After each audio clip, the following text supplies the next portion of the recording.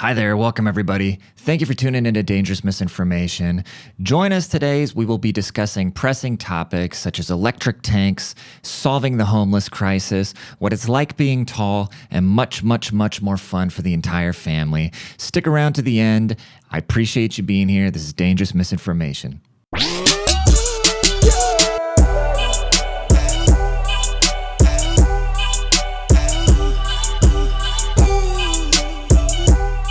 Yes. Welcome, everybody. This is Dangerous Misinformation. You sought, you found, here you are. Appreciate you being here. My name is Rodney Smith. I will be your humble narrator throughout all this dangerous misinformation. I appreciate you tuning in. If you are coming back for more, if you're a return petty person, I really appreciate you. Welcome back.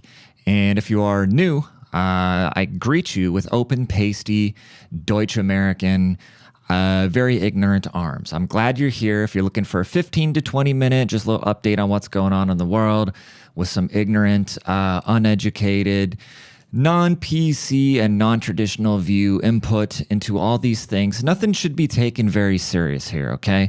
Let me just kind of say that as a preface, but what should be taken serious? In my opinion, not a lot of things in this world besides taking care of our families and our health. Besides that, everything is just a big fucking joke. So with that, I welcome you to Dangerous Misinformation. Appreciate you being here. This is what the cosmos had in mind for us, putting us all together. So if you're some chick with a fat ass and one of those weird hippie print things above your bed that you have dudes with disgusting beards come smash you out on and a dream catcher, welcome. I think I've said before, those chicks always like me. The hippie girl, like the granola girls, always like me. And I always think that'd be a really weird thing. But I think there is some weird overlap between like conservative seeming dudes and hippie chicks. Because conservative dudes are kind of like, I'm not putting this shit in my body. I don't trust the government. I want to be out in nature. I don't want to be in the city. Then you get the hippie chicks that are like, I'm not putting that in my body. That is toxic. I don't like the government. Those are oppressive white men. I want to be out in the forest grounding and connect my feet to the electricity in the ground. Even though that's not what the electricity in the ground is, but you know what I mean. It's a good mesh. So the granola girls and the pasty boys go together. I wish with all within me that the pasty boys and the far-right Latinas, or just the fucking, I wish that would mesh, but it doesn't matter. You can't have everything. Like I said, you can be anything, but you can't have everything or some shit like that. I don't know. I've been reading way too much. I've been having like an information overload in my brain lately where I can't even keep the shit straight. I feel so fucking smart and so wound up. Like I got so much goddamn fuel inside of me that I don't even know where the fuck to put it. I thought when I first started this mission of doing a podcast every single day, I was like, how the fuck am I going to come up with enough content to do 20 minutes a day? This is going to be quite a challenge. But it has turned out that I usually would just want to keep going by the end of the episode or have something left over in my notes or something rolls over. There's just always something irking me. So I read that Ryan Holiday book. I've talked about it before. It really affected me over the summer, called The Obstacle is the Way. And the obstacle being the way, with that, I've realized that every problem is really just an obstacle to make something cool out of. Like I saw this, like Jamaican dude. He was selling Israeli and Palestinian flags. And then the white devil inside of me was like, oh my God, how the frick did I not think of that?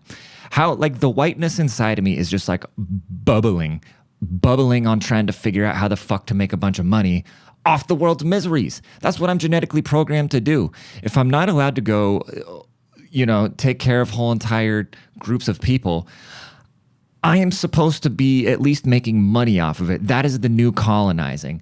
The new colonizing, instead of getting rid of the people, we just make money off their misery. And I'm doing a really bad job at that. I've always been kind of bad at, being a creative. The last thing on my mind has traditionally been money.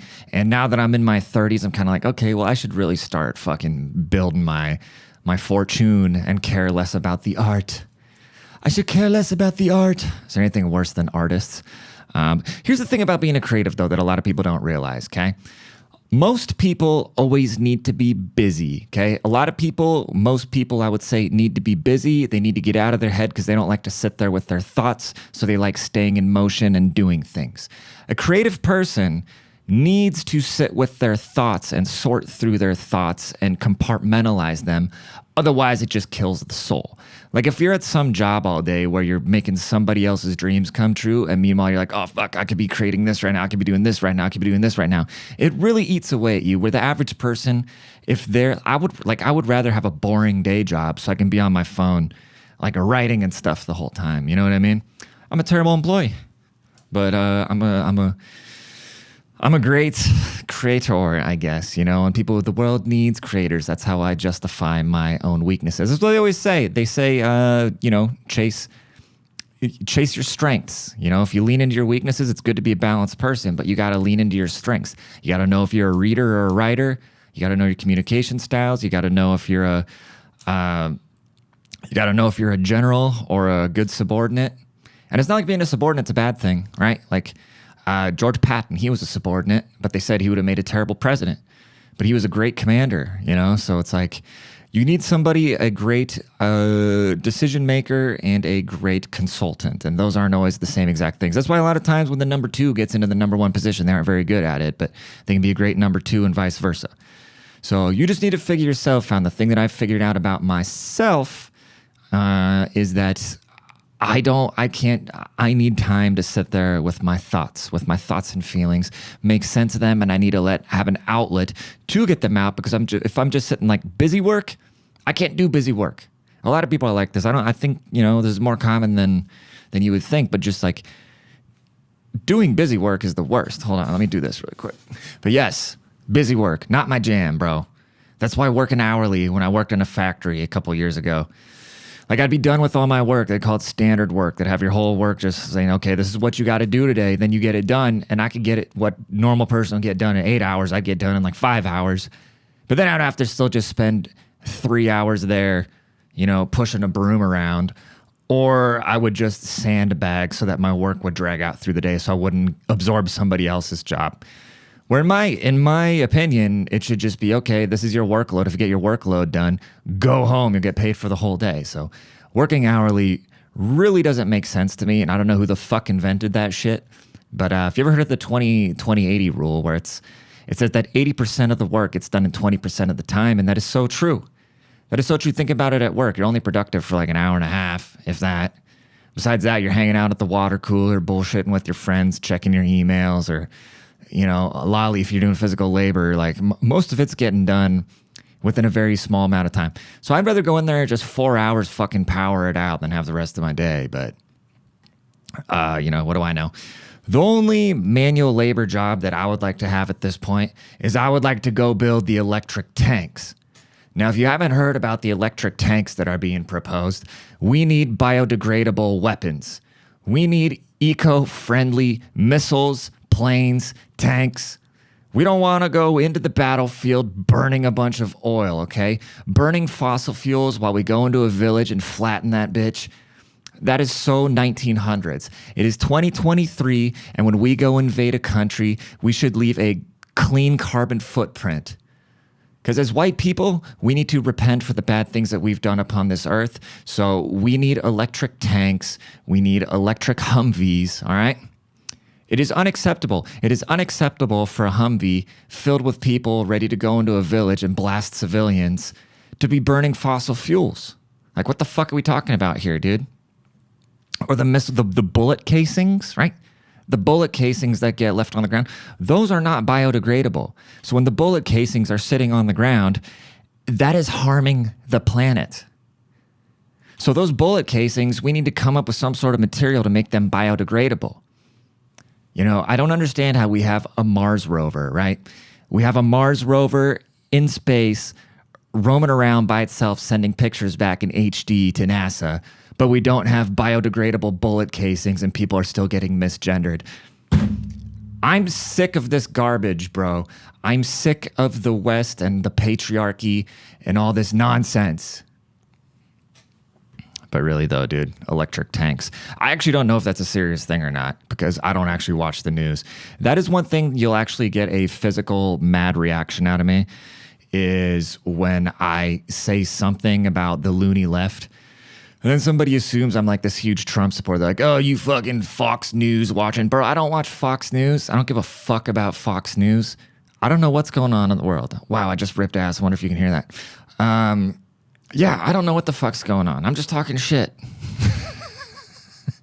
I'm kidding. I do kind of pay attention, but I just everything I'm saying, I don't say anything that I haven't either experienced or I have some sort of connection to. A lot of people just, well, where'd you get your sources? Oh, what do you consume different? Oh, the research. I don't do research. I experience. Everything I'm talking about is from my experience. Like when I talk about the COVID shutdowns and crimes going up, yes, I lived in Seattle. I witnessed it. I saw the homeless people and the needles and the crime and the riots and the police quitting, the force losing 500 officers. I seen it.